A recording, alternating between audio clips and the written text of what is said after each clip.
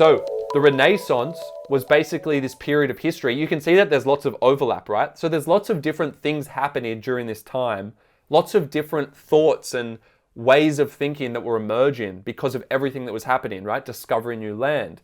What was also happening was that people were celebrating human potential. Obviously, as we're discovering new land and resettling, and there's a lot of great art coming out, people are celebrating what humans are capable of. But part of the Renaissance was about personal transformation, that because we're capable of so much, we have the capacity to transform, that we can discover more about ourselves and become better. The Renaissance had a focus, again, that's just a term used to refer to this way of thinking at the time, that people believed and emphasized the capabilities of mankind and thought man was great. And it believed in the capacity for transformation. And we see Prospero transform throughout the play, do we not? Shakespeare's last solo authored play, yes, there's that farewell at the end. Remember, he breaks the fourth wall in the epilogue. He's basically saying farewell to theatre. But here's the really cool point for you, okay? John Fletcher Correctional Center is the prison setting of Hag-Seed. And funnily enough, John Fletcher was the co-writer with Shakespeare of his plays after The Tempest. She is referring to, see, she's very clever. She did a lot of research and would have seen that, oh, Fletcher was the guy who he continued to write with even after this farewell. Hey, I'm the one who's continuing to write with him. So Atwood is like Fletcher. So that reference to Fletcher Correctional Center, right, a direct reference to John Fletcher, is basically it's an acknowledgement of Atwood's continued role, or her role as an intertextual collaborator with Shakespeare. Okay, what about Hag-Seed? The first thing I say under Hag-Seed is that it's not Shakespeare's context. So everyone should note that when I say not Shakespeare's context, that sounds so obvious. It's 400 years later, right? Well, obviously it's not Shakespeare's, but why I say it like that is because when you refer to Hag-Seed and you're making a comparison, you want to use language like unlike the patriarchal values, or similar to you might argue that things are similar in that respect. You might want to say, whereas Shakespeare drew upon the feudalistic notions of revenge, Atwood does this. She draws upon this. It should be reflected in the sentence that you're actually, in your Hag-Seed paragraphs or sections, are still talking about what's different to The Tempest and the context. From magic realism, which are the supernatural elements, the metaphysical elements you see in Shakespeare's time, towards realism, right? Because we're more humanist.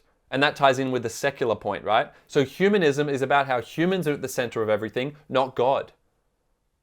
So the core of being is with the human, not with God. So that is a belief that's become more popular over time. It's not to say that everyone believes that. It's to say we're more secular, we're more humanist. You could argue that Prospero in some way was humanist, because that was a new belief. That was an emerging belief in the Jacobean era, because his position in his hierarchy, he was displaced from it, right, through that betrayal. So you could argue that that was the disorder. I think I like that idea. So there's like that potential disrupted great chain of being. So he's almost, this is the word you use there, he's almost usurped God's role, Prospero on the island. He's done that through magic. So it's like that dark arts form, right? So he's actually become like a god himself on the island. And that leads to the supernatural intervention, which ironically he is responsible for. So because he's tried to usurp God's role, there are all of these supernatural consequences. And then that only leads to chaos. And that's why he finally has to give up his magic to resume his place in the hierarchical order. Obviously, Hogarth's Shakespeare project, that's crucial. That's something I would even mention in the introduction, because that's why she wrote it. How can you get past that? That's the literal reason she wrote the whole thing. It was to commemorate. Commemorative, it's a commemorative fiction. But also it's innovative through its experimental form, so it becomes its own original. That's the key point we talked about earlier. Again, postmodernism was a movement after the Second World War where people, not everyone, some people started to think that maybe because we've had 2 world wars, the way we're approaching values in society is not quite right. Is it possible that everything we've thought was true over time actually has not been true? So what postmodernists start doing is they start questioning everything. And do you see how that basically translates to a very experimental form in the novel? Does everyone see that? How if you experiment with conventions and rules, like Atwood does, that's basically an expression of postmodernism, because she's challenging the typical structures of the novel and symbolically society. So when we have the feminist movement and we have this kind of destabilization of society, you know, when people say, the postmodernists would say, patriarchy, right, is responsible for a lot of the oppression, and they start challenging that and trying to destabilize that, right? That's also how you can see it. But if you want to understand postmodernism, best to understand it as basically playing around with typical rules and basically challenging things that we have typically held to be true. So we'll see it through intertextuality, playing around with meaning.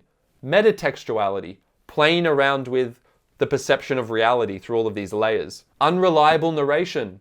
Well, is what Felix is saying true? Is what the narrator is saying true? We don't know. So a constant questioning of truth. That's postmodern.